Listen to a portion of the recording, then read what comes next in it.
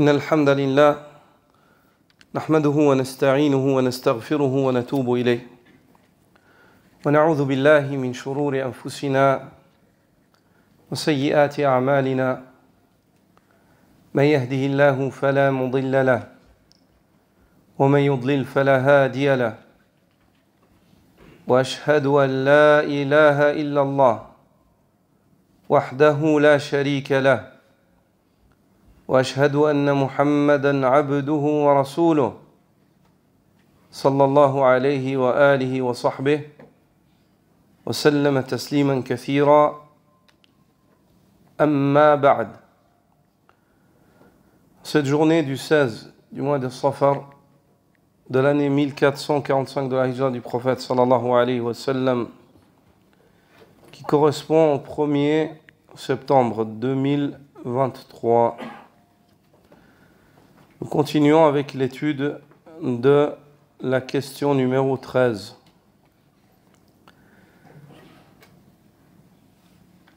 Et nous demandons au lecteur de bien vouloir commencer la lecture.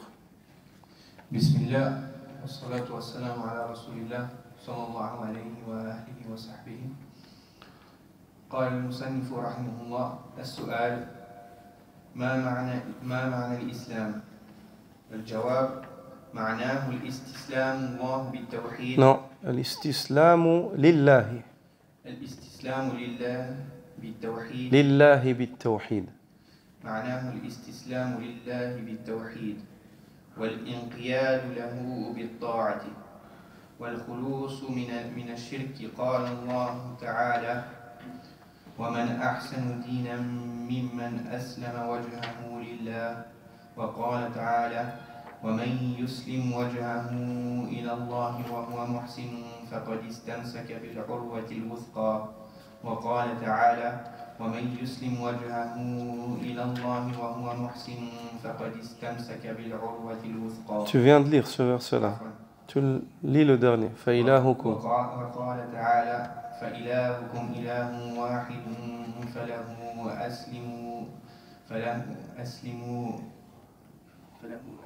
أسلموا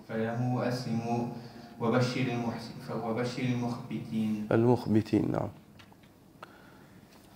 En français. La question numéro 13.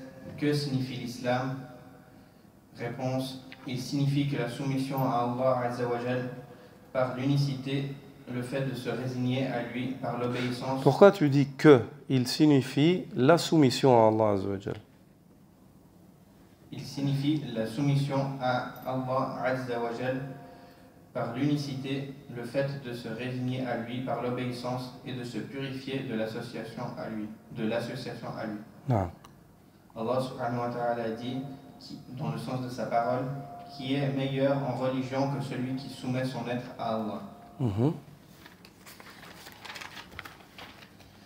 Il dit également: et quiconque soumet son être à Allah tout en étant bienfaisant et s'accroche réellement à pas et, ne rajoute pas et.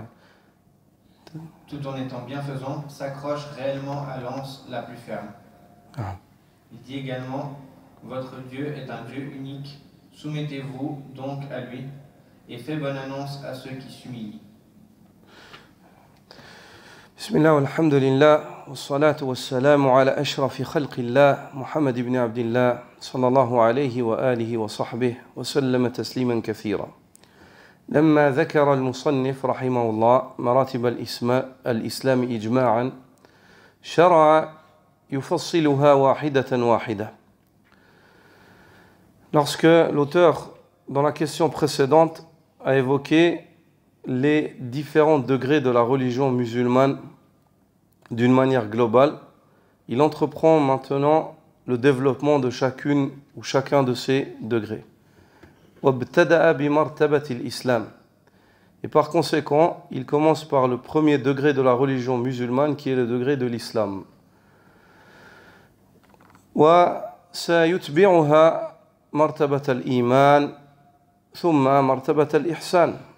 Puis après cela, il fera suivre l'explication de l'islam d'une manière développée, de l'explication de la foi d'une manière développée et très développée, comme on l'a vu dans le cours précédent, au point où ceci prend plus d'un tiers du livre.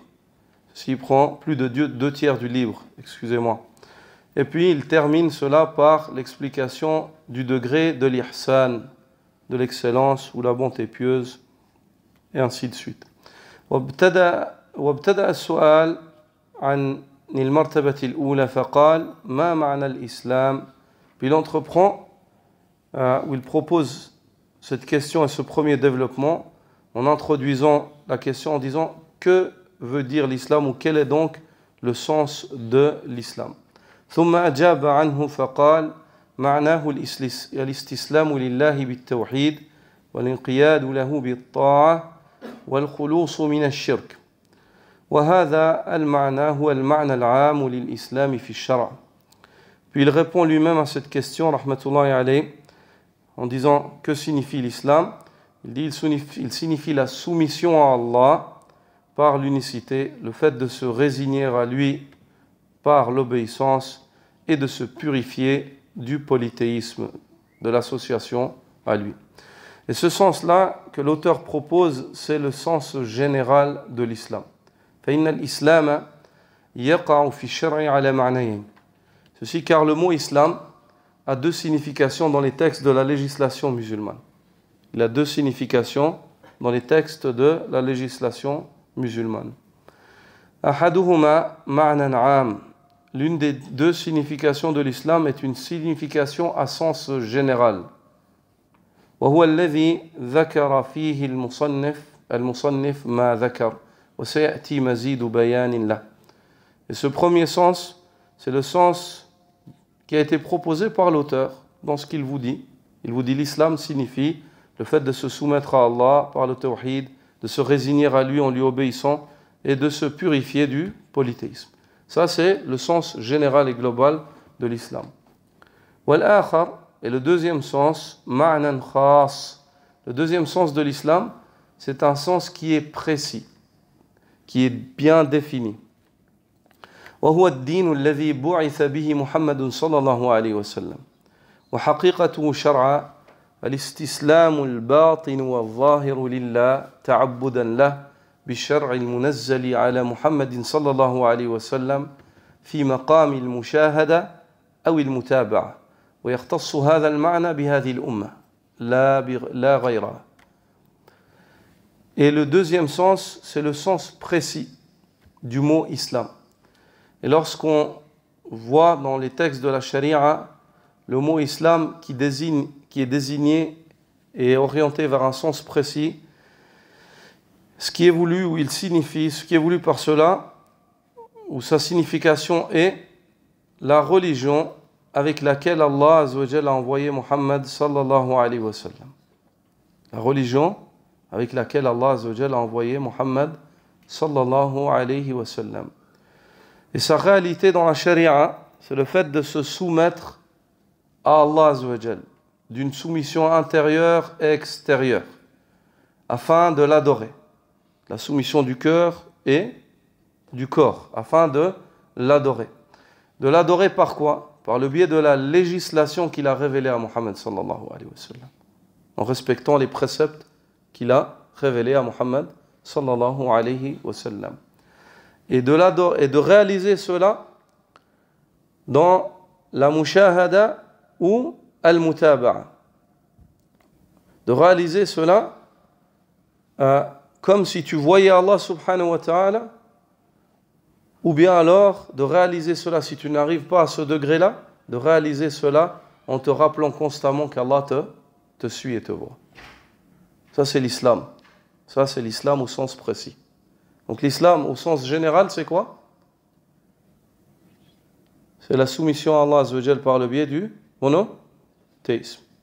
Elle implique de se résigner à lui en lui obéissant et de se purifier du polythéisme. Ça c'est l'islam au sens général.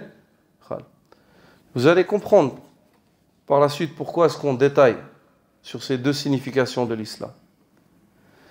Puis, l'islam au sens précis, c'est la religion avec laquelle Allah a envoyé Muhammad sallallahu alayhi wa sallam. Et c'est le fait de se soumettre à Allah intérieurement et de se soumettre à Allah intérieurement et extérieurement, afin de l'adorer. Par quoi? Par la législation qu'il a révélée à Muhammad sallallahu alayhi wa sallam. Et ce culte que l'on voue à Allah, il a deux degrés.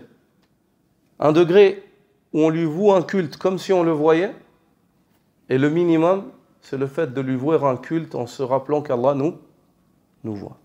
Ça, c'est l'islam au sens précis. Vous avez compris?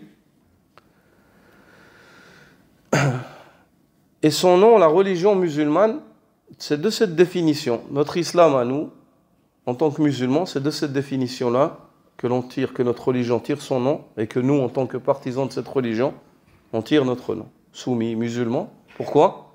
Parce que nous nous soumettons à Allah subhanahu wa ta'ala, nous soumettons notre intérieur et notre extérieur à Allah, en l'adorant. En l'adorant comment? En suivant la religion qu'il a révélée à Muhammad sallallahu alayhi wa sallam. Et comment est-ce qu'on réalise cette adoration? On peut atteindre 2 degrés. Le plus haut, c'est de l'adorer, de lui vouer cela, comme si on le voyait. Et si on n'arrive pas à cela, c'est que nous nous rappelions constamment que lui nous voit. Que lui nous voit. Et c'est de cela que le prophète sallallahu alayhi wa sallam dit « Bunya al-islamu ala khams ». L'islam est bâti sur 5 piliers. De quel islam il parle?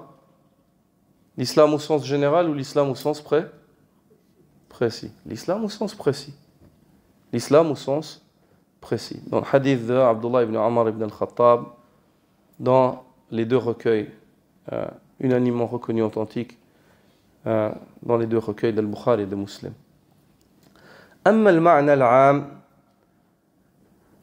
المذكور أولا فهو دين الأنبياء جميعا وهو قد جعله المصنف الاستسلام لله بالتوحيد والانقياد له بالطاعة والخلوص من الشرك الاستسلام لله بالتوحيد والانقياد له بالطاعة والبراءة والخلوص من الشرك. Quant à l'islam au sens général, c'est le premier qu'on a évoqué. Et c'est celui-là qu'on va développer un peu plus. Cet islam au sens général, il est, selon l'auteur, comme il l'a décrit, c'est la soumission à Allah par le biais du monothéisme, le fait de se résigner à lui en lui obéissant. Obéissance implique s'acquitter des ordres, délaisser les interdits. Et, en 3e lieu, le fait de se purifier du polythéisme. Le fait de se purifier du polythéisme. Donc on comprend que cet islam au sens général, il a 3 composants, selon l'auteur. Il est composé de 3 choses. Cet islam au sens général, ayyuha al-ikhwa, c'est la religion de tous les prophètes.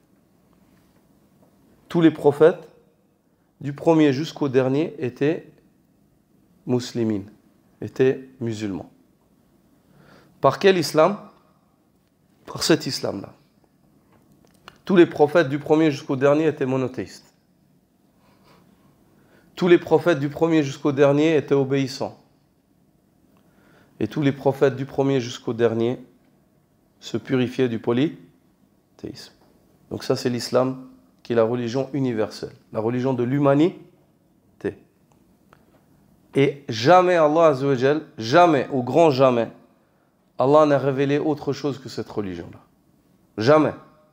Au grand jamais, Allah n'a révélé à qui que ce soit parmi les hommes autre chose que cette religion-là. Est-ce que c'est clair?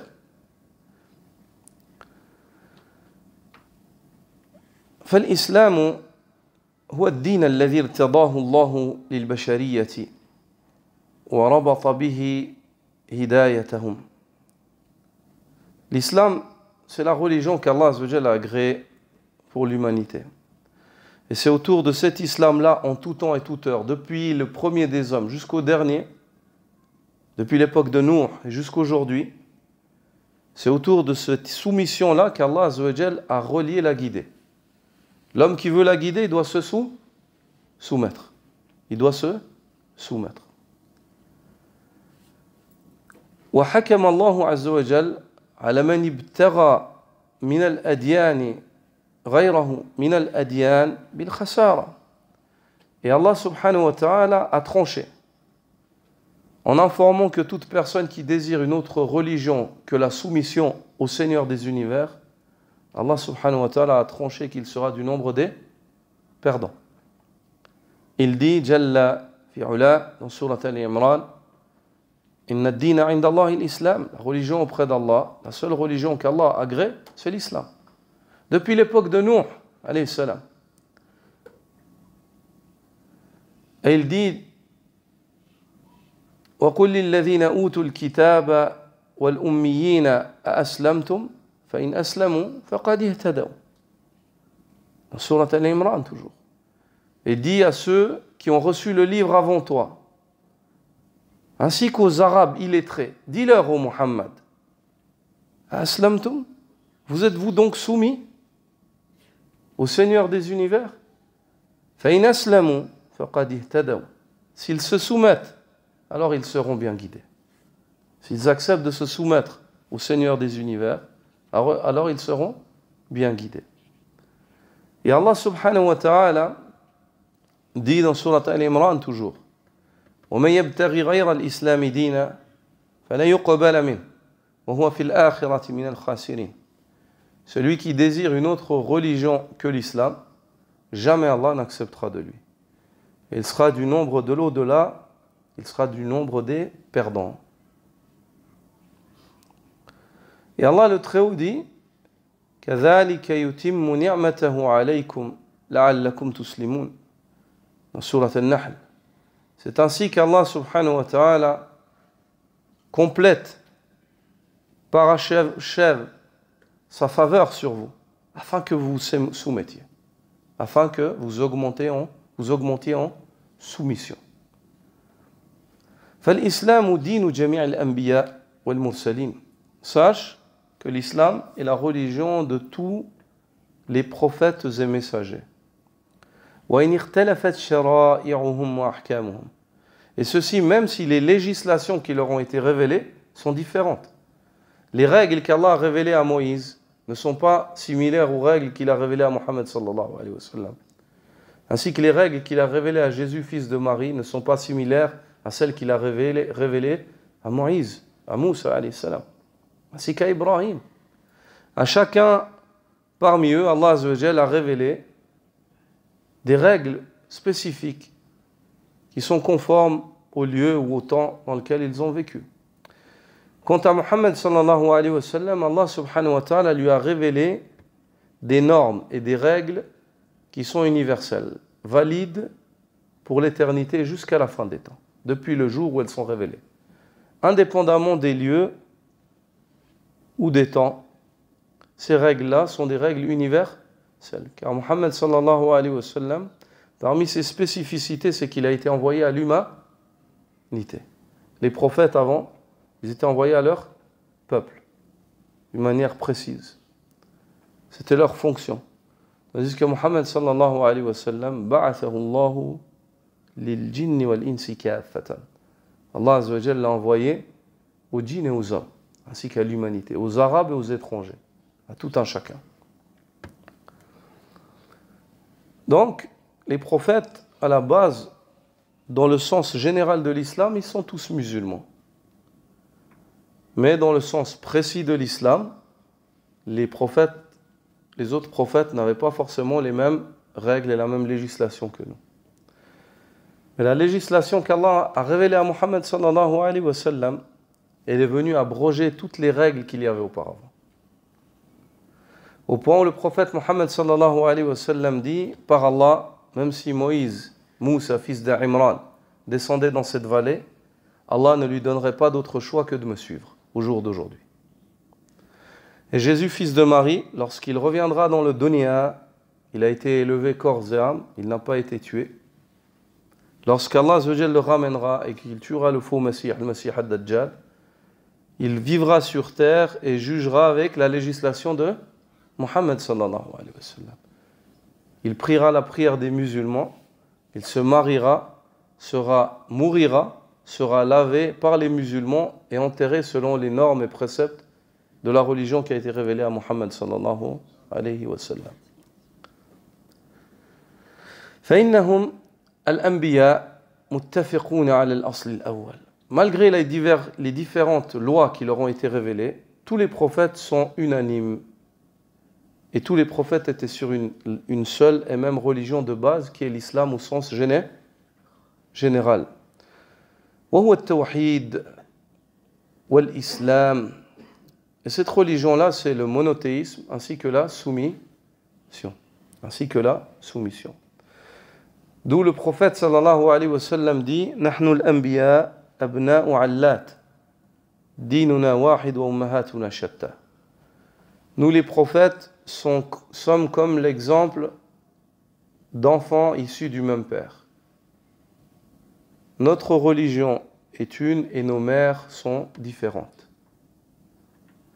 Et si le prophète sallallahu alayhi wa sallam, dans ce hadith, il témoigne de ce qu'on vient d'évoquer, du fait que les prophètes, leur religion, elle est unique. La base de la religion, c'est quoi? C'est la soumission et le monothéisme, le fait de se purifier du polythéisme. Après, les règles sont différentes, comme le dit le prophète sallallahu alayhi wa sallam. Les règles sont différentes. Quant au fait, et lorsque vous avez compris cela, vous comprendrez ensuite, comme il se doit, les versets dans lesquels il nous est fait mention que Nuh dit « Je fais partie des musulmans, je fais partie de ceux qui se soumettent ».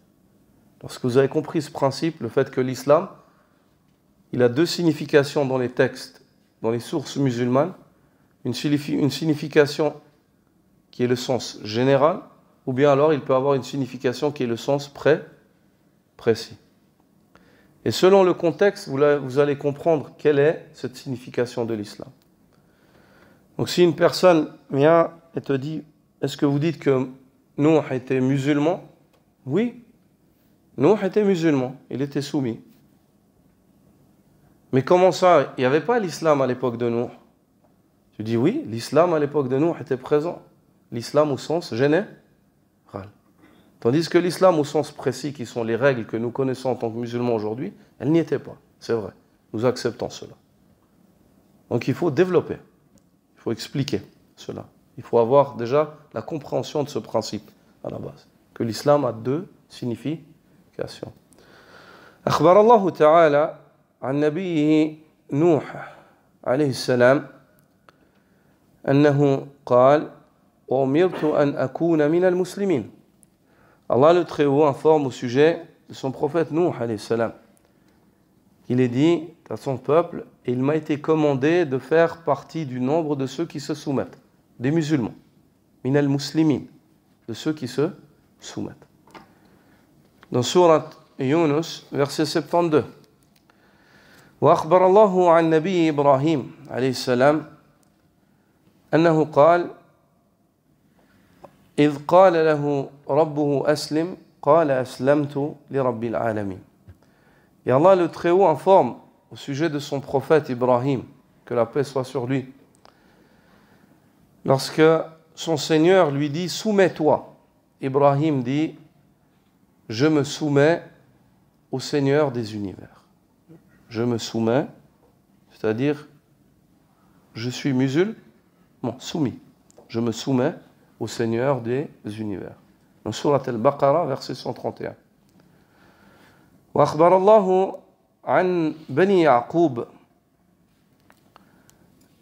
أنهم أقروا على أنفسهم بالإسلام فقال تعالى أم كنتم شهداء إذ حضر يعقوب الموت إذ قال لبنيه ما تعبدون من بعدي قالوا نعبد إلهك وإله آبائك إبراهيم وإسماعيل وإسحاق إلها واحدا ونحن له مسلمون.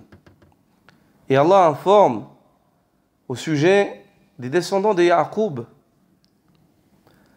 Les descendants de Ya'qub, comme dans Surat al-Baqarah, verset 133, Allah dit « Étiez-vous donc témoins lorsque la mort vint à Ya'qub et lorsqu'il dit à ses enfants, à ses fils, « Ma ta'buduna min ba'di » Qu'allez-vous donc adorer après moi? Au moment de la mort, Ya'qub s'inquiète. s'inquiète pour sa progéniture. Il craint le fait qu'il s'égare. Il dit, qu'allez donc vous adorer après moi? Qalu, ils dirent, na'budu ilahaka. Nous allons adorer ta divinité, ton Dieu. Wa ilaha abaika, et le Dieu de tes pères. Ibrahim wa Ismaïl. Abraham et Ismaël. Wa Ishaq, ainsi que Ishaq. Ilaha wahida. Un Dieu, ce Dieu-là qui est un Dieu unique. Wa nahnu lahu muslimun, et nous lui sommes entièrement soumis. Nous sommes musulmans. Nous sommes soumis à ce Dieu-là. Donc on voit que les descendants de Yaqub témoignent de leur soumission et de leur islam, au sens général. وأخبر الله تعالى عن موسى عليه السلام أنه قال يا قوم إن كنتم آمنتم بالله فعليه توكلوا إن كنتم مسلمين. Dans Surat Yunus, verset 84, Allah subhanahu wa ta'ala informe que Moussa dit à son peuple, ô vous mon peuple, si vous avez foi en Allah, placez votre confiance en lui. In kuntum muslimin, si vous lui êtes réellement soumis, si vous êtes musulman. وأخبر الله عن حواري المسيح عليه السلام قائلا وإذ أوحيت إلى الحواريين أن آمنوا بي وبرسولي قالوا آمنا واشهد بأننا مسلمون. Et Allah subhanahu wa ta'ala informe au sujet des apôtres de Jésus. Comme dans Surat Al-Ma'ida, la table servie, verset 111. Et lorsque je révélais ou j'inspirais aux Hawariyin, ayez foi en moi ainsi qu'en mon messager. Je révélais aux Hawariyin par le biais d'Isa, alayhi salam. Les apôtres n'ont pas reçu la révélation, sinon ça aurait été des prophètes. Allah Azza wa Jal nous a révélé à nous. Allah Azza wa Jal nous a révélé à nous. Pas directement, par intermédiaire. Par le biais de qui? Muhammad sallallahu alayhi wa sallam. Et ici Allah subhanahu wa ta'ala dit, et lorsque je révélais aux apôtres,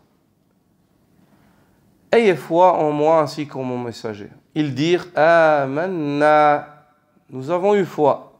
Washhad bi annana muslimun. Et sois témoin, notre Seigneur, que nous sommes musulmans, nous te sommes soumis, nous sommes musulmans. وأخبر عن سليمان عليه السلام على لسان ملكة سبأ رب إني ظلمت نفسي وأسلمت مع سليمان لله رب العالمين. Dans Surat An-Naml, verset 44, Allah subhanahu wa ta'ala nous informe que la reine de Saba informe quant à elle-même ainsi qu'à Sulayman qu'elle fait partie, qu'ils font tous deux partie du nombre de ceux qui se soumettent.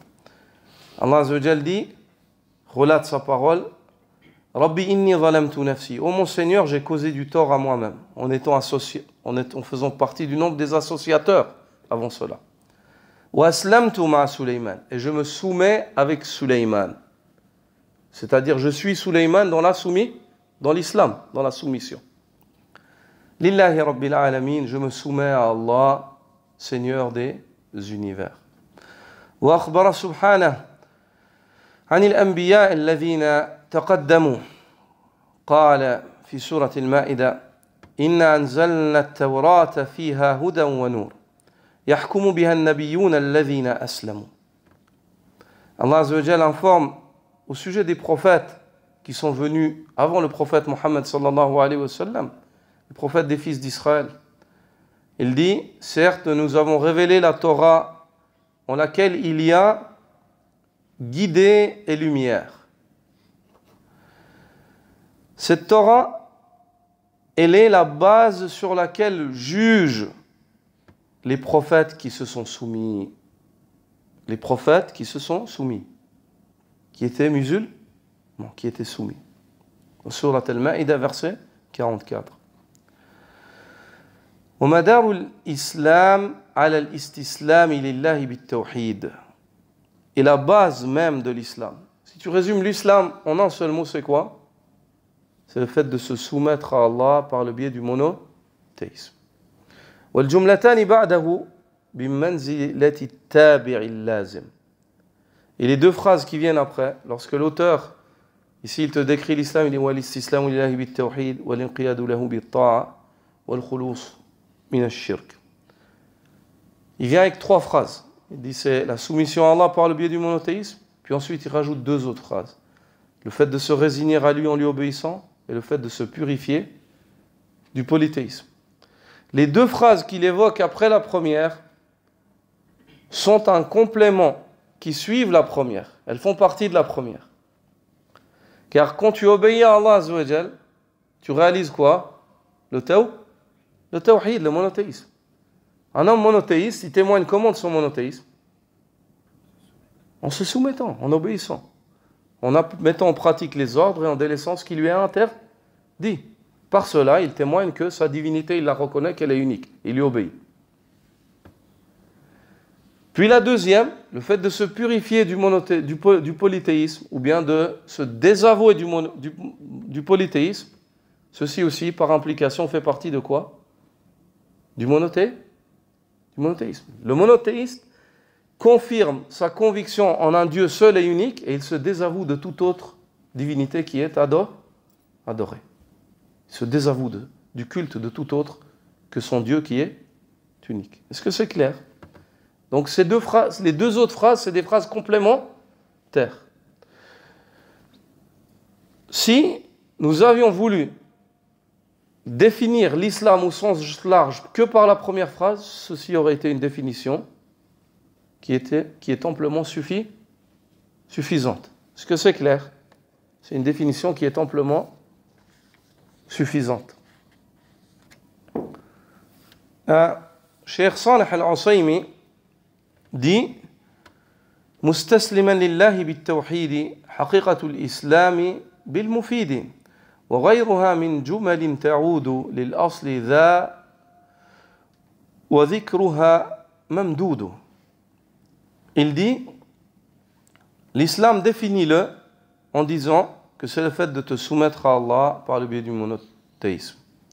Haqiqatul islam bil mufidi. Et la réalité de l'islam, elle est comprise dans cette phrase-là. وغيرها من جمل تعود للأصل ذا وذكرها ممدود. Et autre phrase que tu rajoutes afin d'expliquer cela, elles reviennent à cette base-là, qui est la soumission à Allah par le biais du tawhid. للأصل ذا وذكرها ممدود. Et ceci n'est qu'un rajout ou un complément d'information, mais tu n'es pas venu avec quelque chose de nouveau, parce que quand tu dis que l'islam, c'est le fait de se soumettre à Allah par le biais du monothéisme, ceci comprend le fait de lui obéir, de ne pas lui désobéir, de te désavouer du polythéisme, et ainsi de suite. Est-ce que c'est clair? Non.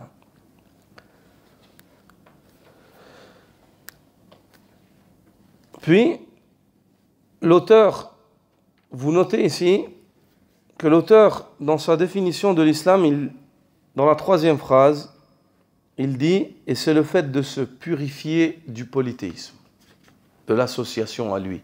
S'ils auraient pu mettre du polythéisme, ça aurait été plus clair que de l'association à lui. Se purifier du shirk.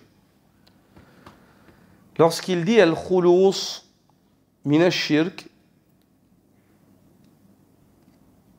d'autres parmi les savants qui ont évoqué la définition de l'islam sous trois pas, dans cette phrase-là, ils n'ont pas dit wal-khulous min ash-shirk, ils ont dit wal-bara'a min ash-shirk, le fait de se désavouer du polythéisme. Ils n'ont pas dit le fait de se purifier. Et cette expression-là, elle est plus correcte que celle que l'auteur a employée. Elle est plus proche. Même si le fait de se purifier du polythéisme, ce n'est pas faux. Mais ce qui est plus adéquat, c'est le fait d'employer un mot qui est plus englobateur. Et se désavouer du polythéisme, c'est plus englobateur que le fait de se purifier du polythéisme. Est-ce que c'est clair? Car l'homme, on peut dire qu'il se purifie, mais ça ne veut pas forcément dire qu'il déteste le polythéisme. Car le croyant qui est monothéiste, il déteste le polythéisme. C'est contraire en fait à sa conviction. Il n'aime pas le fait d'adorer les divinités. Le prophète sallallahu alayhi wa sallam, ainsi que Ibrahim, lisait sur ce qui est relaté d'Ibrahim. Est-ce qu'il aimait les divinités? Est-ce que Ibrahim aimait les divinités qui sont adorées en dehors d'Allah? Est-ce qu'il les aimait? Il a cassé les divinités. Il est allé casser les divinités qui étaient adorées pour faire comprendre à son peuple qu'elles ne peuvent même pas se défendre elles-mêmes. Pourquoi vous leur demandez? Ils n'ont pas réussi à se protéger tout seuls. Qui a cassé ces divinités? Demandez-leur s'ils parlent, s'ils répondent. Vous les invoquez. Vous avez compris? Donc si tu dis juste le fait de se purifier, ça veut dire juste que toi, tu te purifies, tu ne fais pas du polythéisme, ça ne veut pas dire que toi, en fait, tu te distances de ce polythéisme-là et que ça n'exprime pas la réalité de ce que le croyant monothéiste a dans son cœur comme conviction. Ce n'est pas aussi expressif que le fait de dire de se désavouer. De se désavouer, de se distancer. Est-ce que c'est clair? Non. Et cette expression-là, al-bara'a, le fait de se distancer et de se désavouer, elle est plus proche de ce qui a été évoqué dans les textes de la charia, de la législation musulmane. Allah subhanahu wa ta'ala, il évoque la religion d'Ibrahim sous ces trois fondations qu'on vient d'évoquer. C'est quoi? L'islam au sens général, c'est le fait de se soumettre à Allah en tant que monothéiste, de lui obéir et de se distancer du polythéisme. Allah subhanahu wa ta'ala dit Ma kana Ibrahimu yahudiyan wala nasraniya. Ibrahim n'était ni juif ni chrétien. Il était là avant qu'il y ait le judaïsme, avant qu'il y ait le christianisme. Qu'est-ce qu'il était alors? Walakin kana hanifa muslima wa ma kana min al-mushrikin. Mais il n'était ni juif ni chrétien, mais plutôt hanif, monothéiste, musulman, soumis. وَمَا كَانَ مِنَ الْمُشْرِكِينَ, et il n'était pas du nombre des associateurs. Ça, c'est les trois principes que comporte l'islam au sens général. Le monothéisme, la soumission en obéissant, et le fait de se distancer du polythéisme. Ensuite, on voit par cela où on attire l'attention sur un point important en islam.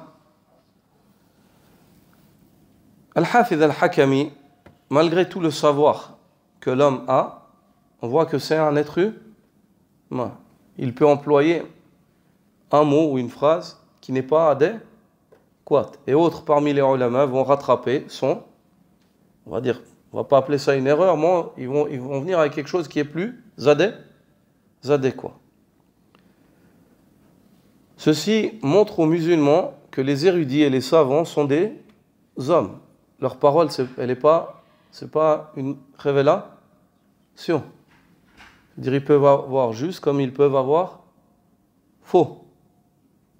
Et que le musulman, il lui a été demandé de regarder les arguments. Et il suit ce qui est plus correct et plus proche de la révélation. Est-ce que c'est clair?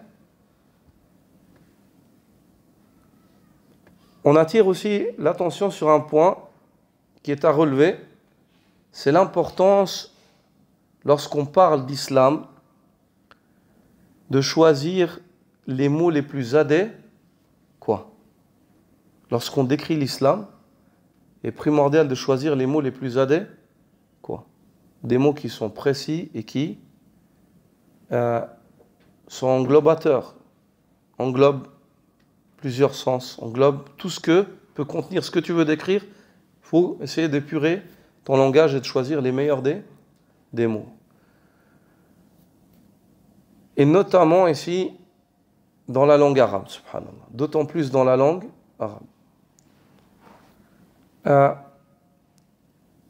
لأن بيان حقائق الشرع ينبغي أن يكون باللغة الأتم.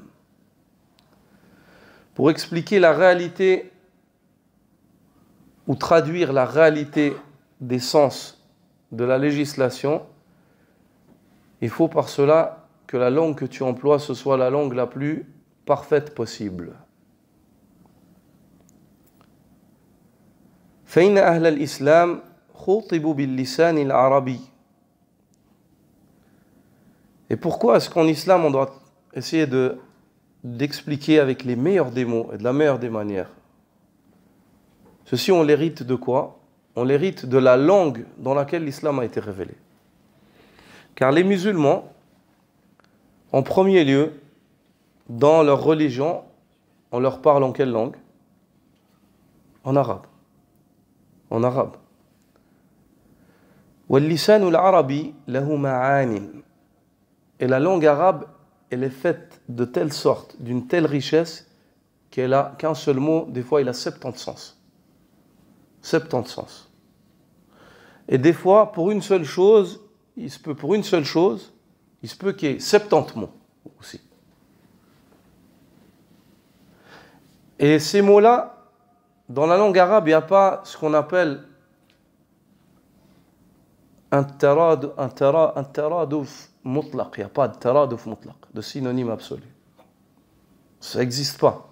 Deux mots qui veulent dire absolument la même chose, et que ce soit deux mots, et que c'est absolument, il n'y en a aucun qui apporte quelque chose de plus, c'est pas possible. Ça n'existe pas dans la langue des Arabes. Et chaque fois qu'il y a une lettre qui vient en plus, ou bien une lettre qui est différente, ça amène un autre sens. Une langue qui est très très riche, la langue arabe. فمن عرف حقائق الكلام العربي اتضحت له حقائق الأحكام الشرعية التي أريدت منا. Celui qui arrive donc à comprendre la réalité des mots qui sont employés, dans quel contexte ce mot, qu'est-ce qu'il veut dire, comment est-ce que les Arabes l'employaient, celui qui arrive à comprendre ça, il aura l'outil pour pouvoir comprendre la réalité des règles religieuses, car la religion, elle est en quelle langue? En arabe. وإذا ضعف فهمه للكلام العربي ضعف إدراكه لهذه الحقائق. Et lorsque l'homme devient faible dans sa perception de la langue arabe, alors à ce moment-là, sa compréhension de la religion, elle s'affaiblit. C'est pour cela qu'aujourd'hui, dans le monde musulman, chez les Arabes même, on ne parle même pas des étrangers qui ne sont pas arabophones à la base, chez les Arabes même, il y a un affaiblissement évident, pertinent de la religiosité. Pourquoi? Parce qu'ils sont faibles, les Arabes, dans leur langue aujourd'hui. Les Arabes même aujourd'hui, ils lisent le Coran, et le Coran, un Arabe qui lit aujourd'hui et un Arabe qui lisait le Coran il y a 1200 ans en arrière, le Coran, il ne lui parle pas la même chose. Pourquoi? Parce que sa perception de la langue arabe, aujourd'hui, elle est troublée. Au point où certains parmi les savants disaient, et parmi eux Cheikh al-Albani, qu'une grande partie des Arabes aujourd'hui ne sont pas arabes. Ils se disent arabes, mais ils ne sont pas arabes. Je dis, Cheikh, comment tu dis ça? Alors que nous sommes arabes. Il disait parce que l'arabe, c'est celui qui comprend l'arabe. Quant aux Arabes aujourd'hui, une grande partie d'entre eux, tu vas lui lire un mot, as, ou ci, ou ça dans le Coran, il ne va pas savoir ce que c'est. Ou bien dans la sunna du prophète sallallahu alayhi wa sallam, tu vas lui lire un hadith, il ne va pas comprendre. Il va peut-être comprendre sur la globalité, mais il ne va pas comprendre al-haqiqa. Il y a une différence entre comprendre d'une manière superficielle et puis comprendre le cœur de la chose. Comme si on t'ouvre ton cœur et puis on dit c'est ça que je veux de toi.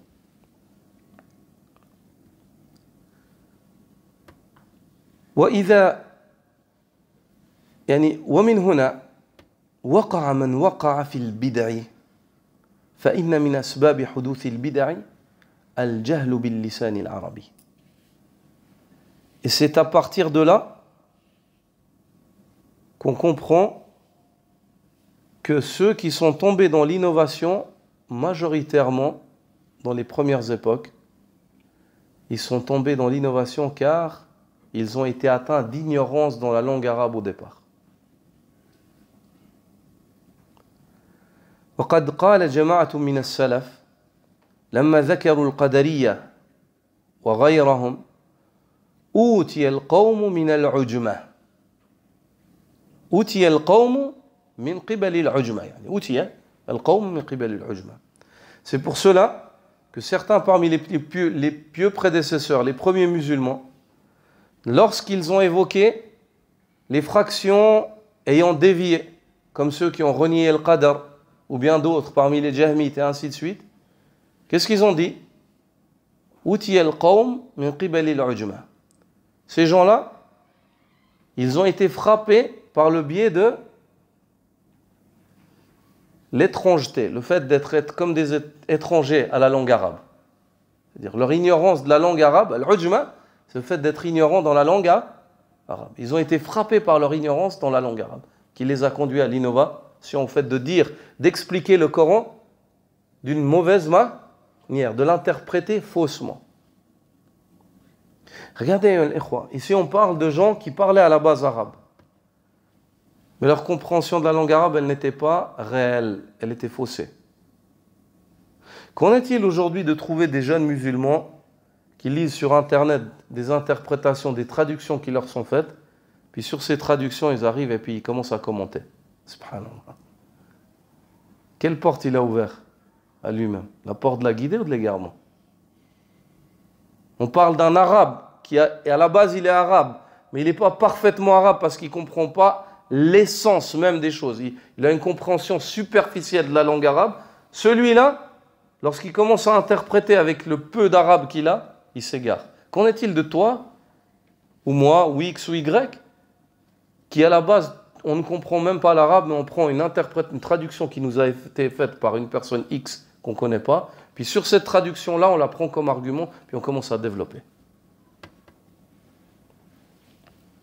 Il a été rapporté de Daoud ibn Abi Hind qu'il a dit « Innama kathuratil qadariya bil Basra lamma aslama min al-ajabi man aslam » Les qadarites ont augmenté en nombre à Basra lorsque les étrangers, les non-arabes, ont commencé à se convertir à l'islam.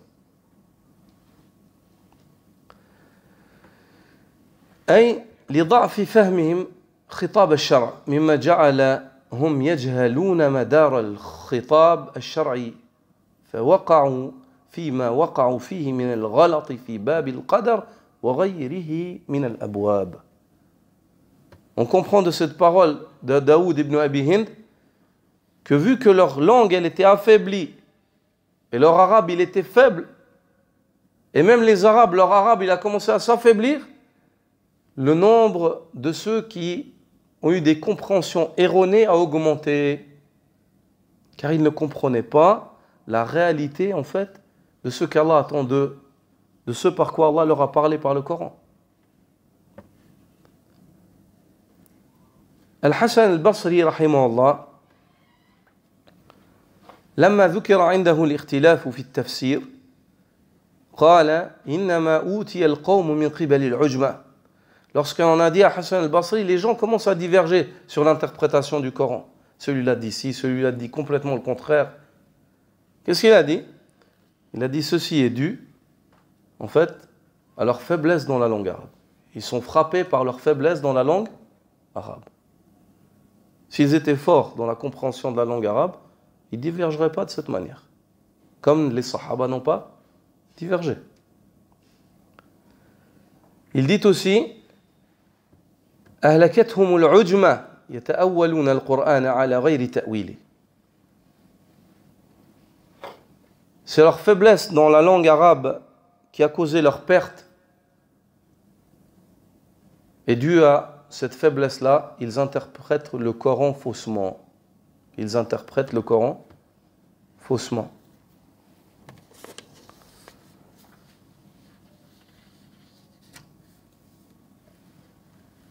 Donc, on comprend dans ce point-là l'importance de la soumission à Allah subhanahu wa ta'ala. Il est primordial que l'homme se soumette à Allah subhanahu wa ta'ala en tant que pur monothéiste. Il est primordial que l'homme obéisse à Allah. Il est primordial que l'homme se distance du polythéisme. Allah le Très-Haut appelle les gens à cette soumission. Et à la tête des gens, en premier lieu, il appelle ceux qui ont la foi. Il dit « Ya ayyuhalladhina amanu udkhulu fi silmi kaffatan wa la tattabi'u khutuwati shaytan innahu lakum aduwwun mubin » Ô vous qui avez la foi, entrez pleinement en soumission.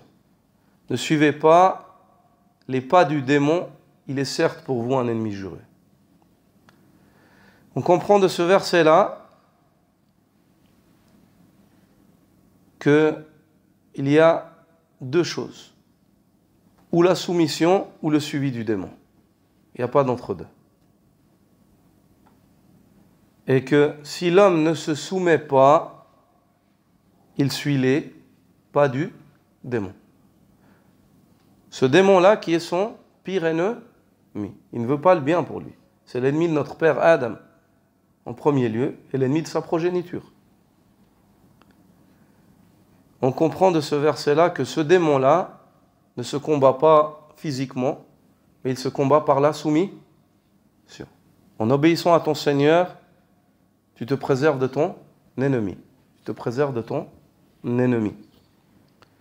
Alors, Abdullah ibn Abbas, comme l'évoque Ibn Jarir al-Tabari, a commenté ce verset-là, « Udkhulu fi silmi kaffatan » entrer totalement en soumission. Il a dit « As-silmu al-islam » As-silmu al-islam. La soumission, c'est l'islam. Allah Azza wa Jal dit, Ibn Abbas, dans ce verset-là, il vous appelle à entrer totalement dans l'islam. L'imam Abu Uthman Ismail al-Sabuni, rahimahullah, parmi les grands savants de Naysabur, un savant du 4e siècle, qui a écrit son célèbre livre Aqidatus Salaf wa Ashab al-Hadith. Il dit, rahmatullahi ta'ala alayh, il rapporte de certains des pieux prédécesseurs qui ont dit قدم الإسلام لا يثبت إلا على قنطرة التسليم.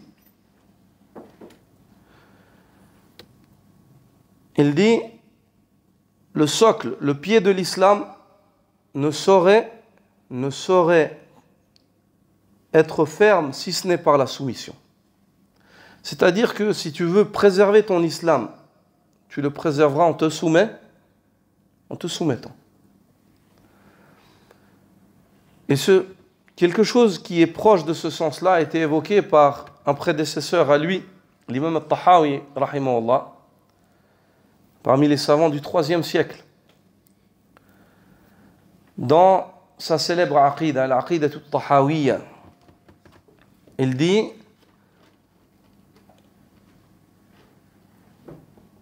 ولا تثبت قدم الإسلام إلا على ظهر التسليم والاستسلام.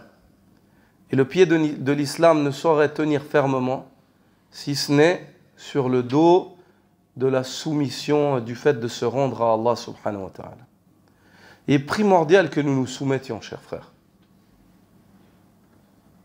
C'est en la soumission qu'il y a notre salut. Et par Allah azza wa jal, tout mal par lequel nous sommes frappés dans le monde musulman aujourd'hui, c'est dû à notre manque de soumission. C'est dû à notre manque de soumission. Et la soumission envers Allah subhanahu wa ta'ala, elle implique deux choses. De se soumettre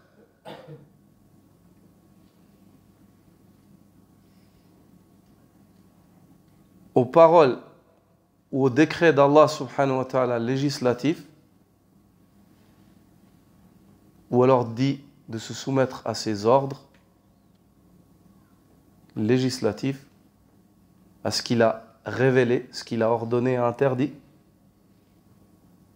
Et la deuxième, c'est de se soumettre à l'ordre d'Allah universel, à ce qu'il a décrété, ce qui va arriver.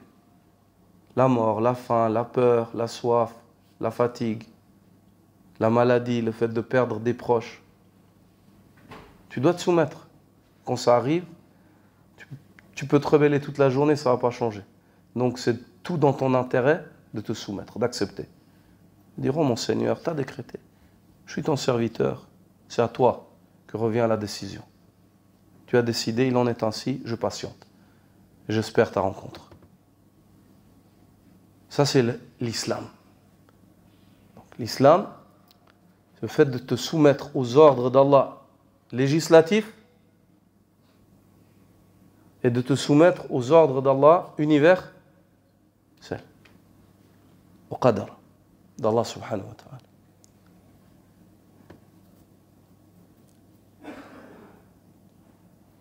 Et comment est-ce que l'homme se soumet? L'homme se soumet en complétant 5 points. Le premier de ces points, c'est le fait d'accepter toute information qui lui vient de la part d'Allah Azza wa Jal avec une ferme conviction et d'éloigner de son cœur toute forme de doute. Le deuxième, c'est le fait qu'il réalise pleinement les ordres en s'en acquittant et les interdits en les délaissant.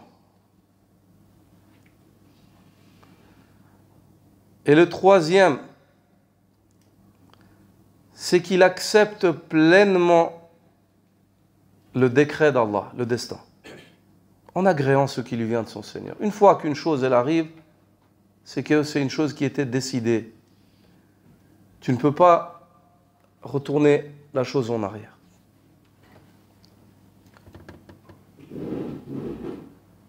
Et la quatrième,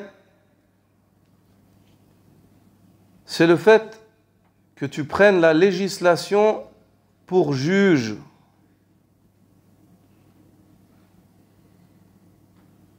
En cas de divergence.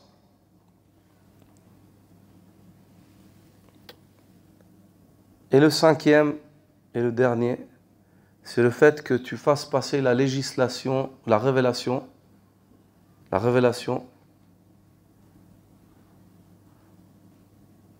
avant la parole de tout un chacun, et avant toute école juridique, et avant toute logique ou raisonnement, et avant tout intérêt politique, et avant toute passion. Ça, c'est la dernière. Donc je répète, les 5 points pour la bonne réalisation de la soumission à Allah subhanahu wa ta'ala. Le premier,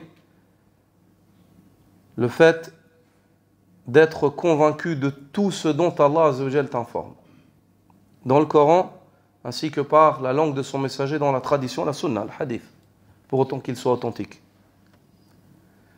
Le deuxième, c'est le fait que tu acceptes pleinement les ordres et que tu t'en acquittes, et les interdits, tu les délaisses.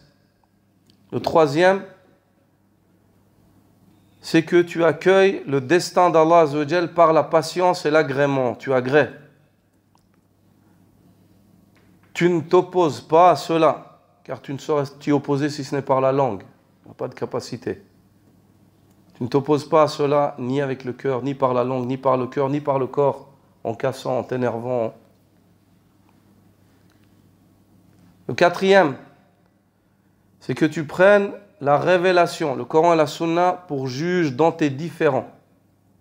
Lorsque tu diverges avec une personne, tu ne dis pas « moi je pense, toi tu penses », non. Tu dis « viens, on va regarder ce que dit Allah et ce que dit le prophète sallallahu alayhi wa sallam ». Puis on va s'unir. Et la cinquième, c'est le fait de faire passer la révélation, le Coran et la Sunna, avant la parole de tout un chacun, qui que ce soit parmi les savants. combien même qu'il ait atteint l'apogée dans le savoir, un degré de science et X et Y, on ne fait jamais passer sa parole avant celle d'Allah et du messager. Même si c'est Abu Bakr, radiyallahu anhu. Et tu ne fais jamais passer la parole, et tu fais passer la parole d'Allah et du messager avant celle de tout un chacun. Avant toute école juridique. Tu ne dis pas, ouais, moi je suis Hanafi, Allah il dit, mais moi je suis Hanafi.